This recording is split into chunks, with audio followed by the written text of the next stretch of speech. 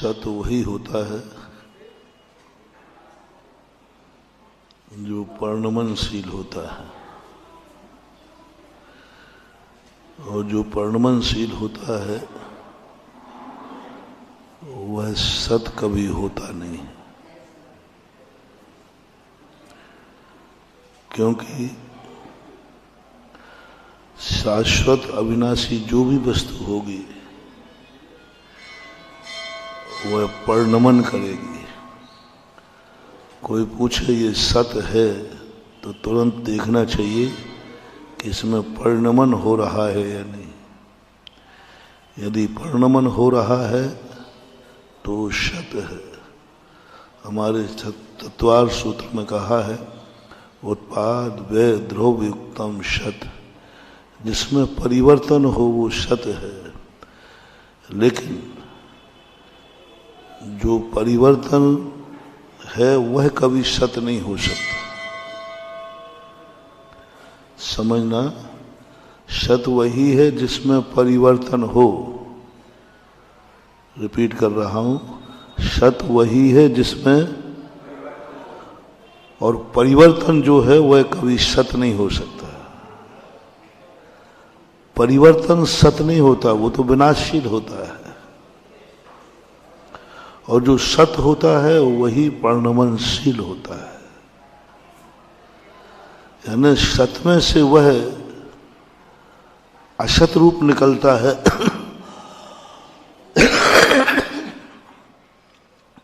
स्वयं शाश्वत है, लेकिन उसका परिणमन विनाशशील है, क्षणिक है। यह जैन दर्शन की असाधारण खोज है।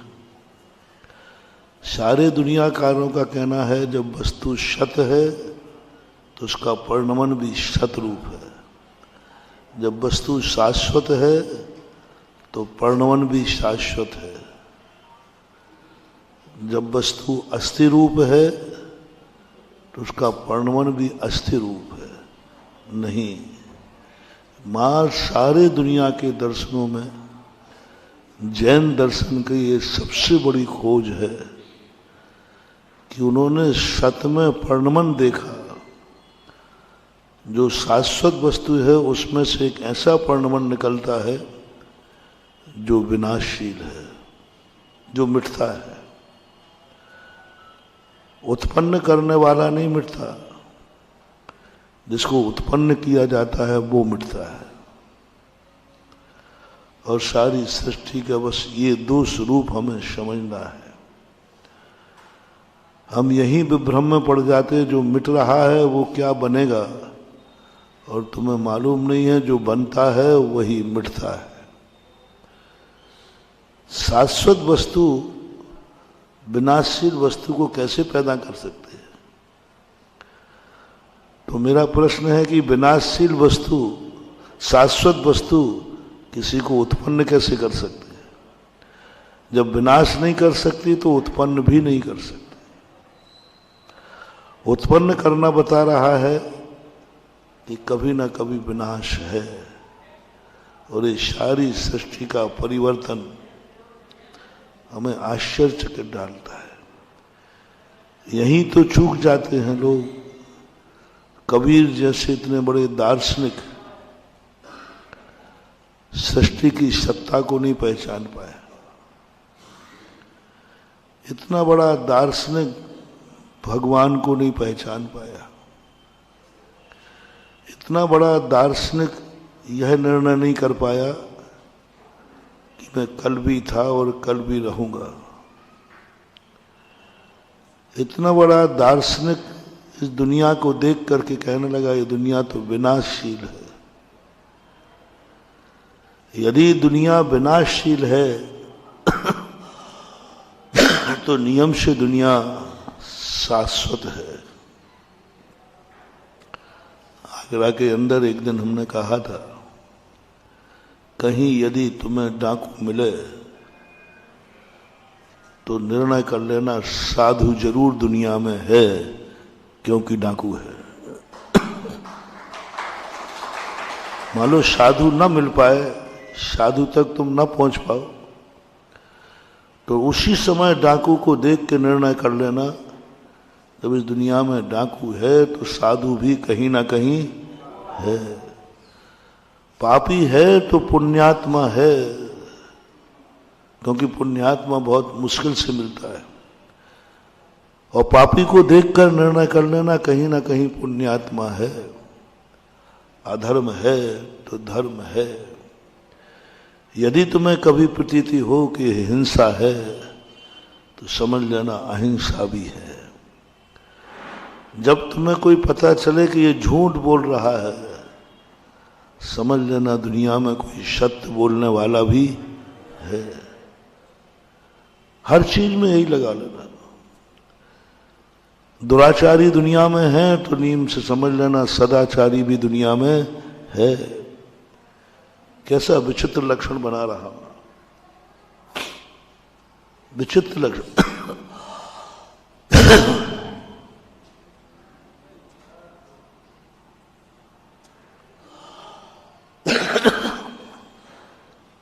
तुम्हारा यदि कोई नाम है ना तो समझ लेना दुनिया में कोई तुम्हारे नाम के विपरीत भी कोई है। हिंदुस्तान है कि नहीं, तो इसका अर्थ है कि दुनिया में और भी स्थान है। यदि और नहीं होते तो नाम की जरूरत ही नहीं पड़ती है। सारी दुनिया में एक ही व्यक्ति एक ही वस्तु होते तो नामकरण करने की क्या जरूरत थी। नाम किस लिए किए जाते हैं? जब अनेक लोग हों तो अब इसमें किसको पहचाने? तो अपन कहते हैं भाई इसको इस नाम से जाना। छोटा है इसका अर्थ कहीं ना कहीं बड़ा है। इसने कहा भाई मैं तो सबसे छोटा आदमी हूं। अरे क्या बोल रहे तुम, सबसे छोटा आदमी? इसका अर्थ संसार में सबसे बड़ा आदमी भी है, अन्यथा तुझे छोटा कैसे आया? मैं छोटा हूं ये अनुभूति क्यों हुई तुम्हें कि मैं छोटा हूं? यदि जब तुम्हें छोटे की अनुभूति हुई है तो दुनिया में कोई ना कोई बड़ा है। मुझे लग रहा है कि मैं अंधा हूं। कैसा अनुभव हो रहा है? अंधेपन का। जरूर दुनिया में आंखों वाला है। अब अंधे ने कभी देखा नहीं है, उसकी आंखें नहीं खुली लेकिन वो दावा कर सकता है कि दुनिया में आंखों वाले भी है। बोले सूरदास जी आपको कैसे पता, आप तो जन्मांध हैं। बोले मुझे अंधेपन की अनुभूति हो रही है, इससे सिद्ध है कोई ना कोई आंखों वाला है। सारी दुनिया अंधी होती है। चींटी को कभी नहीं लगता कि मैं अंधी हूं, पेड़ों को कभी नहीं लगता कि मैं अंधा हूं, कभी नहीं लगता, क्योंकि सारे पेड़ अंधे होते हैं। मनुष्य को लगता है कि मैं अंधा हूं क्योंकि यहां आंखों वाले लोग होते हैं। जब जब तुम्हारे लिए अपने आप में क्रोध आवे, नहीं ये क्रोध ठीक नहीं है, समझ लेना कहीं ना कहीं क्षमा भाव है। तुम लोग कहते हो कि मैं धर्म को कैसे समझूं महाराज, मुझे तो समझ में ही नहीं आता। धर्म की बातें समझ में नहीं आती, भगवान दिखता नहीं है। तो हमने ऐसे लक्षण तुम्हें दे रहा हूं जिस लक्षणों में ज्यादा टेंशन नहीं पड़ेगा। तुम्हें अपने आप की अनुभूति क्या होती है 24 घंटे में, तुम अपनी तरफ से बताना, मेरी तरफ से नहीं, शास्त्रों की तरफ से।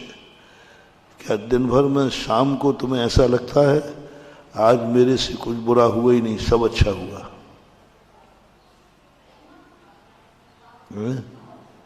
कहीं ना कहीं तो तुम्हें बुरा लगेगा। बस बुरा लगना बता रहा है आज दुनिया में किसी ने ऐसा भी है जो अच्छा किया होगा। अपनी खुद की फीलिंग हमें सृष्टि के स्वरूप का ज्ञान कराता है। कबीर दास इस बात को भूल गए कि विनाशशील वस्तु में शाश्वतपना छिपा हुआ है, अविनाशीपना छिपा हुआ है, परिवर्तनशील है। कौन जानता था रुनकता के पास में इतना बड़ा तीर्थ बनेगा?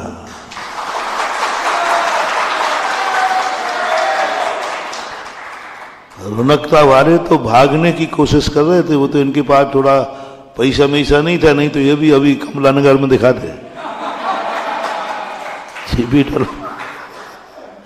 ये तो बेचारे धन के मारे पड़े हैं यहाँ।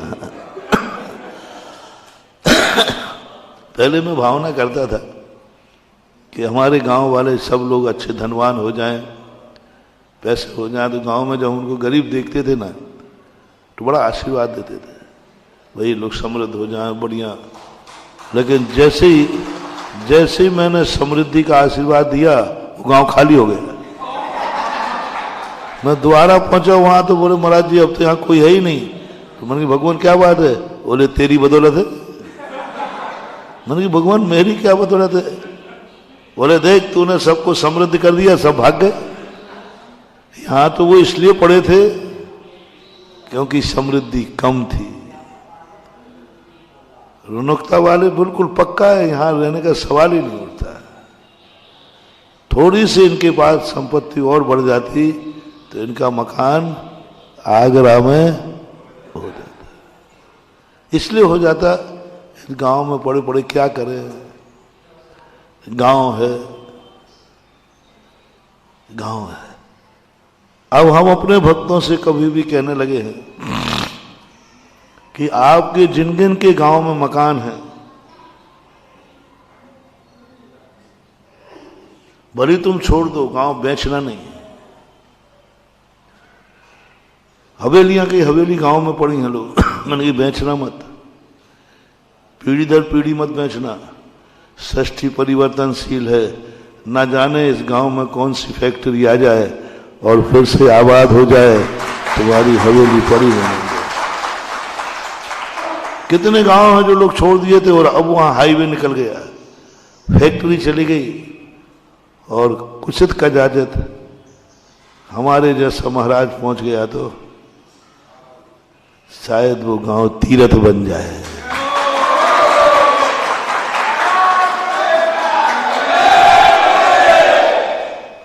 दो चार 10 दिन पहले जो रौनकता वाले कह रहे होंगे देखो अपन गांव में पड़े हैं, इतने बाजू में शहर है, जाना आना पड़ता है।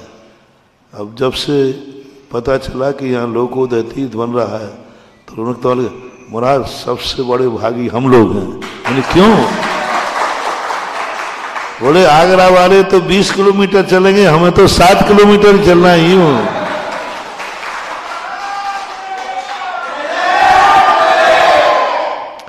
अब रौनकता वालों मकान मत बेचना, नहीं तो वही दशा होगी जिन्होंने ताजमहल के आजू बाजू अभी मकान रखे ना, तो वे हैं नया मकान गवर्नमेंट बनने नहीं देगी।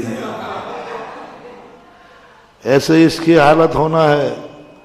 आगे जाकर के ऐसी चीज बनेगी कि सरकार किलोमीटरों दूर तक यहाँ किसी का मकान नहीं बनने देगी। सरकार नहीं बनने देगी, पर्यावरण बन शुद्ध रखेगी। क्योंकि ऐसा तीर्थ है तो पर्यटक कहते हैं पर्यटक स्थान पर आवास नहीं होना चाहिए, मात आओ और जाओ। जैसे ताजमहल में किलोमीटरों का एरिया जंगल पड़ा है, किलोमीटरों का। ऐसे स्थिति यहां होगी, लेकिन जो पुराने रहेंगे वो बने रहेंगे, उनको हटा नहीं सकते। पुरातत्व तो हटाएगा नहीं, पर्यटन हटाएगा नहीं, नया बसाएगा नहीं। हटा इसलिए नहीं सकते कि उसी पुराने को देखने के लिए तो दुनिया आएगी। मैंने ताजगंज में कहा, मैंने ये गांव हटाई क्यों नहीं देते? बोले नहीं, इसी को देखने तो दुनिया आती है कि शाहजहां के समय कैसा था ताजगंज। हटाना है नहीं और नया बसा नहीं, इसका नाम है पर्यटन और इसका नाम है पुरातत्व। और एक दिन ऐसी स्थिति आएगी यहाँ, उस समय तुम लोग गर्व करोगे कि ओहो, कभी सोचा नहीं था कि रौनकता के पास भी इतनी बड़ी चीज जो आज सारे विश्व के लिए आश्चर्य कर रही है। अभी कुछ नहीं दिख रहा है। नर्मदा नदी जहां से निकली ना, वहां एक इतना छोटा सा कुंड है, छोटा सा, देखे क्या? बहुत छोटा सा कुंड है। कहो अपना पूरा पैर ही नहीं डूबे, कितना गहरा होगा? 2-4 फीट का गहरा होगा। वहां से छोटा निकला और निकलते निकलते इतनी बड़ी नदी बन गई कि आज वो सबसे बड़ी नदी है। यही गंगा नदी क्या है? यही जमुना का है। पहाड़ में से झरना झरता है जहां लोटा भी नहीं डूबे, लेकिन आगे जाके आज लोकोदय हमें मात कहानी लग रहा है। लोकोदय मात हमारे लिए कल्पना लग रहा है, लेकिन ये बहुत जल्दी होने वाला है कि कल्पना एक साकार रूप में। बस इतनी देर है, इतनी देर है, इतनी देर है, इतनी देर है, इतनी देर है, जितना हमें रुनकता से क्षेत्र पर पहुंचने में देर है।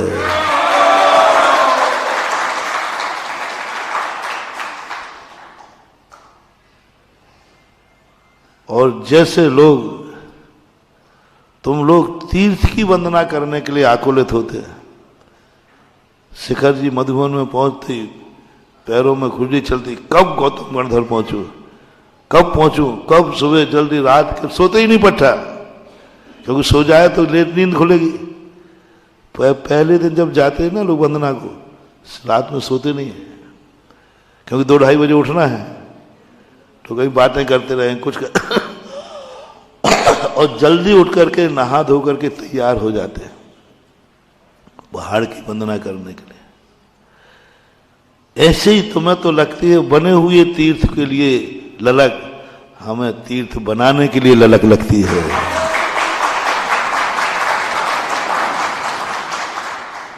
जब मैं यहां मुड़ रहा था रौनकता के लिए, तो मैंने घड़ी पूछ ली, मैंने कितने बजे?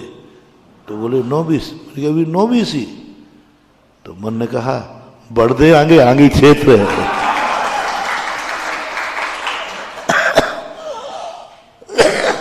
थोड़ी सी पैर में तकलीफ नहीं होती ना, तो एक पैर में ही नाप लेता मैं पूरी जमीन।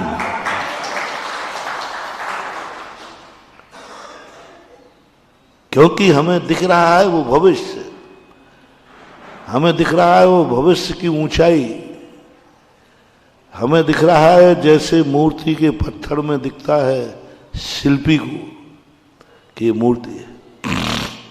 इसलिए प्रकृति जब भी परिवर्तनशील हो, उस परिवर्तन को मान लेना कोई शाश्वत कोई है इस सृष्टि में, और उस शाश्वत पे जब अपनी दृष्टि टिक जाए, समझ लेना अब हमें कोई नहीं मिटा सकता। हम मरते हैं लेकिन हमारा आराध्य नहीं मरता। 2 में से एक को तो मरना है, या तो आराध्य मरेगा जो हमारा भगवान है, या भक्त मरेगा। बोलो। और अपन सब भक्त हैं, भगवान भगवान है। इन दोनों में के एक को प्रस्ताव पास करना है। यमराज कह रहा है 2 में से कोई एक जाएगा, तो किसका? अपन बोले आप लोग सब मिलके बता दो किसका प्रस्ताव रख दूं। और भक्त में ध्यान रखना, भक्त में तुम भी और हम भी हैं, और एक को मरना है। और भक्तों से, भगवान से पूछा, बोले नहीं नहीं हम भक्तों से पूछ लो उनकी क्या मर्जी है। तो अपन सबका प्रस्ताव क्या है? तो क्या अपन सब मरेंगे? बस यही तो समर्पण है, यही तो अंदर की आवाज है। भगवान मुझे क्या, मैं तो अनादिकाल से मरता ही आया हूं, और एक बार मर लूंगा, लेकिन तू अमर रहेगा तो कभी मैं भी अमर हो जाऊंगा। सहारे को कभी नहीं मरने देना, सहारे को कभी नहीं मरने देना, उपकारी को कभी नहीं मरने देना। जिसके बल पर हम जी रहे हैं उसको मत मरने देना। ये मत सोचना कि मैं उसको नहीं मरने दूंगा तो वो मुझे भी नहीं मरने देगा। नहीं, हम भगवान को नहीं मरने देंगे तो भगवान हमें नहीं मरने देगा। नहीं, वो तो निश्चित है। इस अपेक्षा से भगवान को अमर नहीं कहना कि भगवान अमर रहें, मरना हो तो मैं मरने को तैयार हूं। इसलिए कहना कि भगवान तू यदि अमर रहेगा तो कभी ना कभी तेरे सहारे पर यदि मैं आ गया तो मैं अमर हो जाऊंगा। और ना भी हो पाया अमर, लेकिन कुछ दिन की जिंदगी ऐसी पालूंगा कि गर्व करूंगा कि मैं भली मर रहा हूं लेकिन मेरा भगवान अमर है। साधु का क्या चिंतन होता? साधु मौत से क्यों नहीं डरता? उसके शरीर को लोग खा जाते हैं, आग में जला देते हैं, क्यों नहीं डरता? क्योंकि उसे अमरता की अनुभूति होती है। बोले जो मर रहा है इसको तो मरना ही है, लेकिन मैं जो हूं वो मर नहीं सकता, अमर हूं।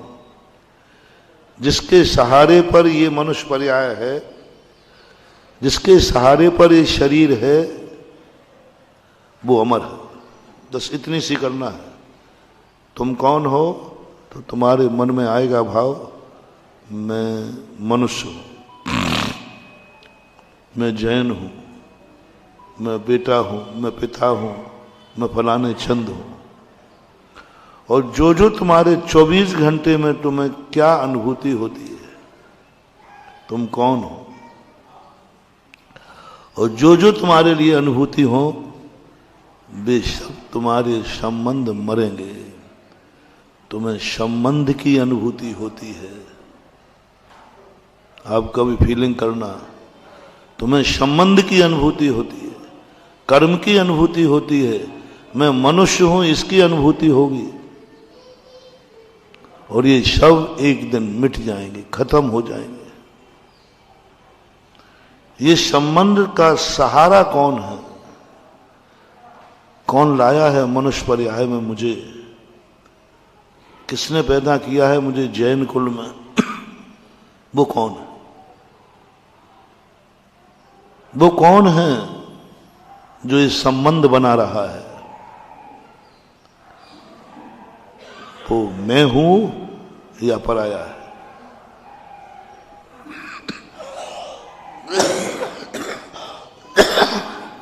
तुम्हें अनुभूति हुई मैं इस पिता का बेटा हूं। मैं कौन है? बेटा? बेटा तो नहीं है मैं। ये मैं कौन बोल रहा है? मैं हूं। बेटापन तो पिता के सापेक्ष होता है। और जब धीरे धीरे करके हमारे मन में आ जाए कि नहीं, मैं जो हूं वह अमर हूं, अविनाशी हूं, बस आप भय से मुक्त होते जाएंगे, आप टेंशन से मुक्त होते जाएंगे। और यदि थोड़ा सा आगे बढ़ गए तुम, इतनी अनुभूति आ जाए मैं तो मरूंगा लेकिन मुझे गर्व है मेरा भगवान अमर है। एक को अमर करो, दुनिया में किसी को अमर करो, किसी के प्रति भावना भाव, बस ये नहीं मरना चाहिए। आप जाइए जिस दिन में तुम्हारे पास धन है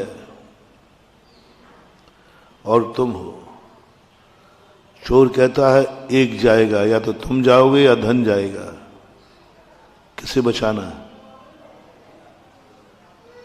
धन जाएगा या तुम जाओगे, किसे बचाना है? धन जाए? अरे बड़ी मुश्किल से तो कमाया था। बस जो तुम्हारे अंदर ये भाव आए, धन जाए तो जाए, मैं बच जाऊं, जाओ। तुमने उस समय इतना बड़े पुण्य का बंद कर लिया, अब आपका अकाल में मरण नहीं होगा, आपका एक्सीडेंट होगा, गाड़ी चूर चूर हो जाएगी, तुम सकुशल निकल आओगे, क्योंकि एक बार तुमने जिंदगी को इतना मूल्यवान समझ लिया कि सारी धन दौलत जायदाद चली जाए, भली मैं भिखारी बन के जी लूंगा, लेकिन मैं जिंदा रहना चाहता हूं। कुछ भी हो, जो भी है, बस मुझे जिंदा रहना है। इसके बदले देखो तो सही तुम्हारा बलिदान कितना होगा। बोले तैयार हो, सब कुछ ले जाओ, पर मैं नहीं मरना चाहता।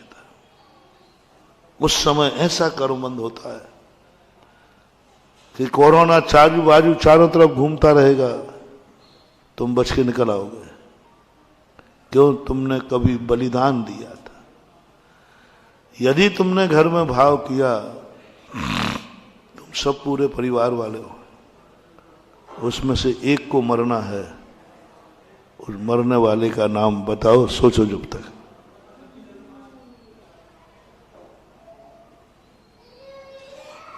एक 90 साल की दादी है, नाम मैं बता देता हूं। 60-55 साल का 65 साल का पिता है, मम्मी भी इतनी मान लो, भाई 10-5 साल बड़ा है, और एक सबसे छोटा है 6 महीने का पोता है। इतना बड़ा परिवार है, इसमें से एक को मरना है। युवराज ने कहा फैसला कर लो बैठ करके, तुम्हारी तरफ से क्या आवाज है।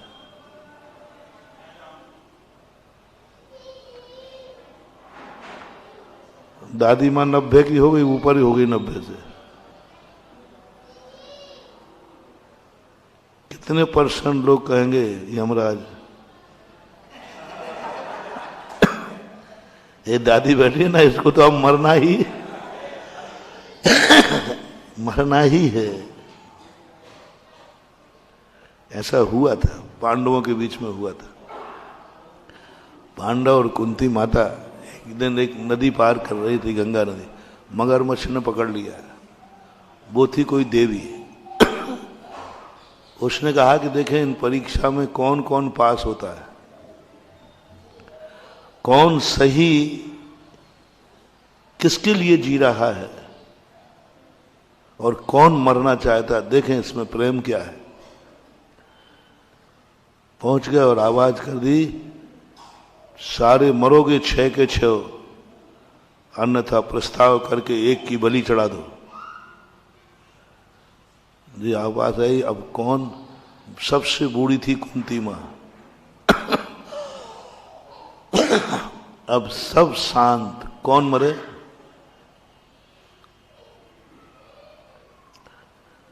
सभी के पांचों कुंती की तरफ देखने लगे। अच्छा समझ रहा हूं, आपका कहना यही है कि मां तुम तो बूढ़ी हो ही रही है।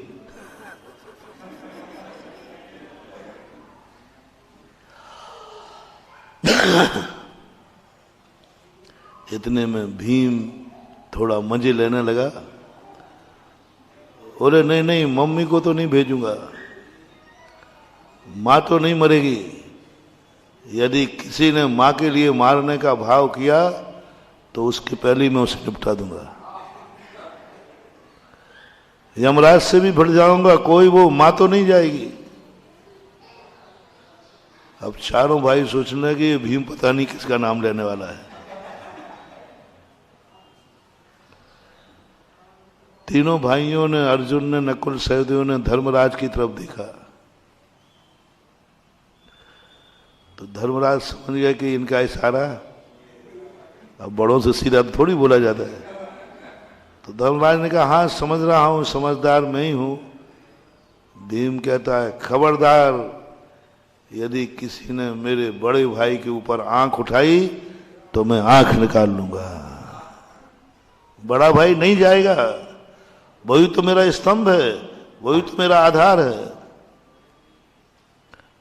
अब कोई भी यदि उनकी तरफ देखा तो ध्यान रखना मेरे से बुरा नहीं होगा। लोगों ने अर्जुन की तरफ देखा, नकुल और सहदेव ने, और अर्जुन बचा। तो अर्जुन ने कहा ठीक ठीक, आप लोगों का देखना बता रहा है, क्योंकि भीम और किसी को तो जाने नहीं देगा। भीम कहता है यदि अर्जुन के ऊपर मेरा छोटा भाई है, वही तो गांडीव धनुषधारी है, अर्जुन नहीं जाएगा। मेरे रहते हुए अर्जुन जाएगा? अब दो छोकरों की बात आई, नकुल और कैसी बात कर रहे हैं, इन दोनों की मां नहीं है। क्योंकि दो बेटे सुभद्रा के थे और 3 बेटे कुंती के थे। पांडव की 2 शादियां हुई थी, एक से 3, एक से, और कुंती जो सुभद्रा थी वो मरण को प्राप्त हो गई थी। इसकी मां नहीं है, इसलिए वे अनाथ हैं, इसलिए दोनों मरेंगे। मेरे रहते हुए मेरी शरण में जो है वो नहीं मरेगा। अब किसी को नहीं मरने दिया। सब लोग लगे भीम क्या बात है, तुम किसी का मरने भी नहीं दे रहा है और तुम अपना नाम भी नहीं दे रहा है। सबसे कहा नहीं, भीम के रहते हुए कोई नहीं मरेगा, कोई नहीं मर सकता। ना मां मरेगी, ना भाई मरेंगे, ना तीनों मेरे छोटे भाई मरेंगे। मेरे रहते हुए किसी को मरना पड़े, नहीं होगा। बस ये कहते कहते स्वयं भीम आदि और उस देवती से कहा आजा मैदान में।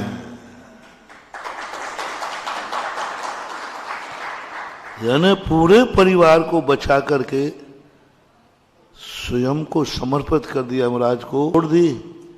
तो आगे किनारे लगी। अब ये सब लोग मिलकर के जलांजलि देने लगे भीम को। श्रद्धांजलि है भीम, जहां भी हो तेरी आत्मा। रोने बैठे। उधर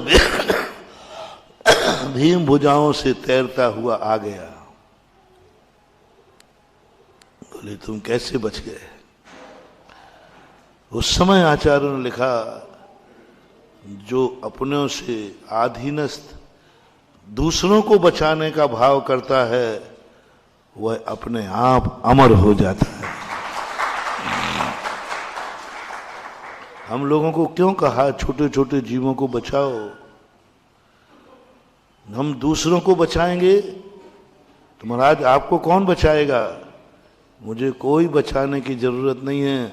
मैंने इतनों को बचाया है, इतनों को बचाया है, उनकी दुआ ही मेरा कुछ भी नहीं बिगाड़ पाएगी।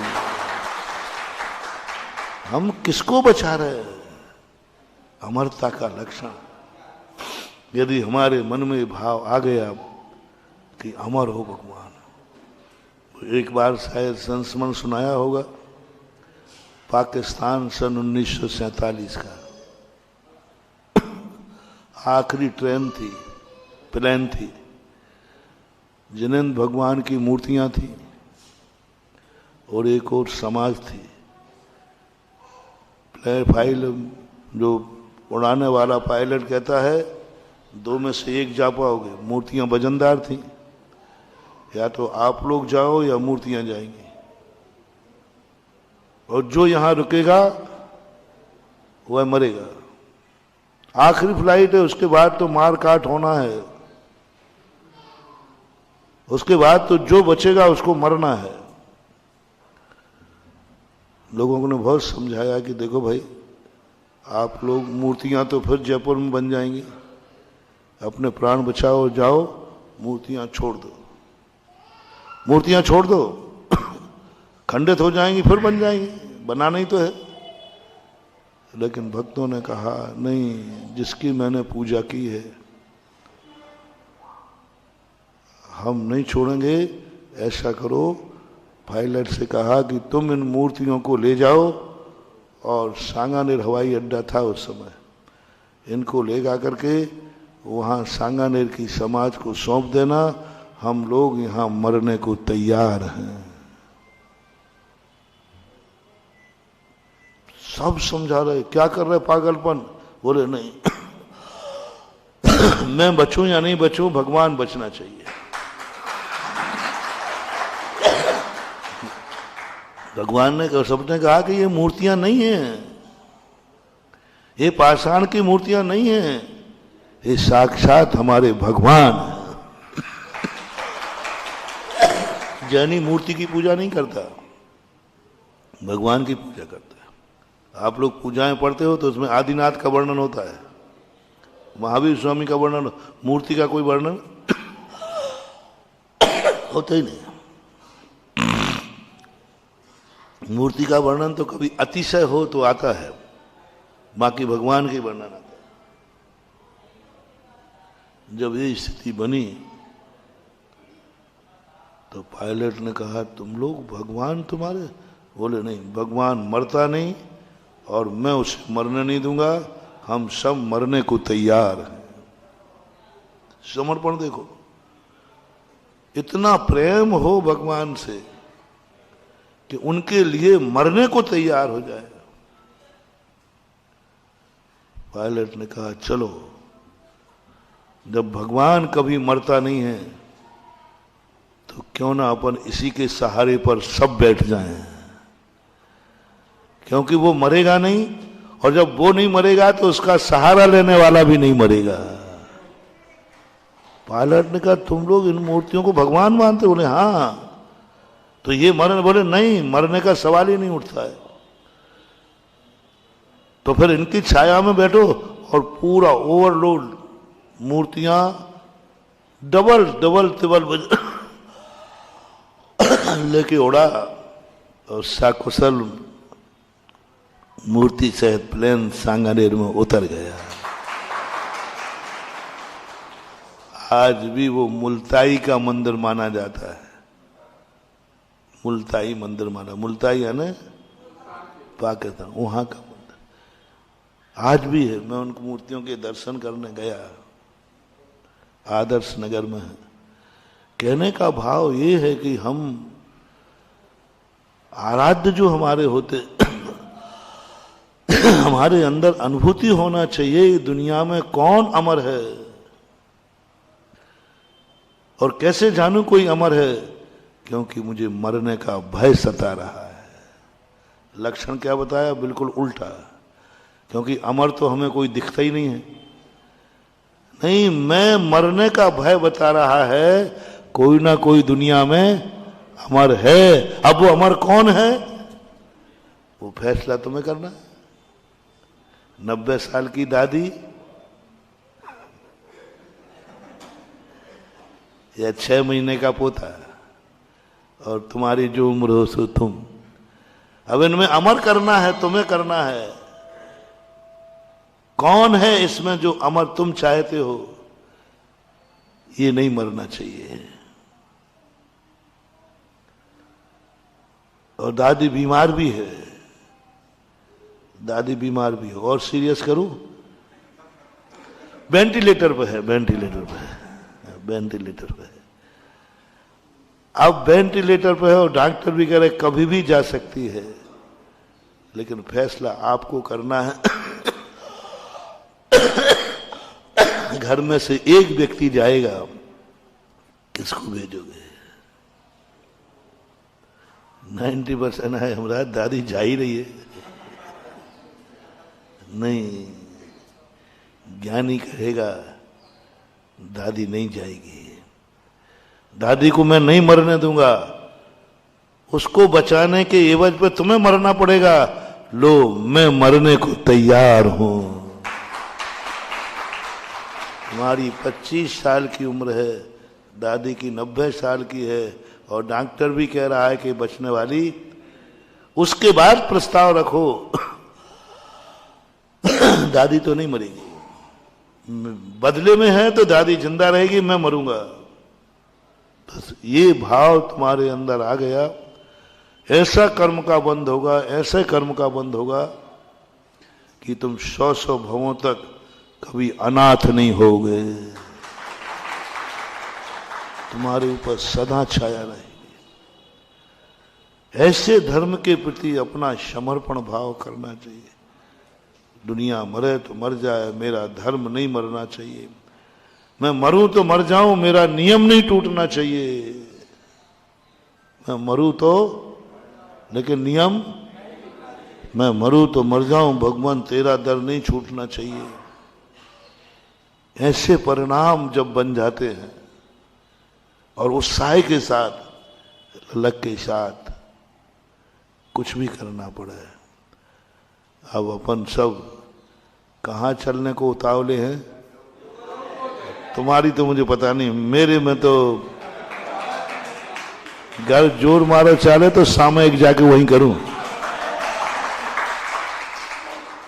आकर्षण है, आकर्षण है, अंदर तलब है, कितने जल्दी हो सकूं पैरों से रुंधने वाली माटी को तीरथ के चंदन का तिलक बना दूं।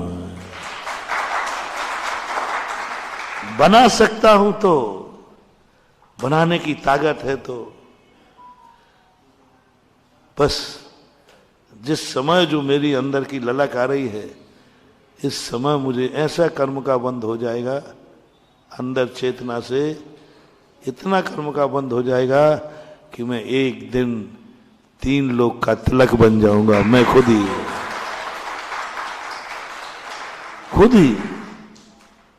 किसको तुम बनाना चाहते हो, किसको अमर रखना चाहते हो, बस उसका सहारा अपन को लेने के लिए मरना पड़े तो मरो, मरोगे नहीं अमर और हो जाओगे। समय बहुत हो गया है, वैसे मन नहीं था अभी प्रवचन का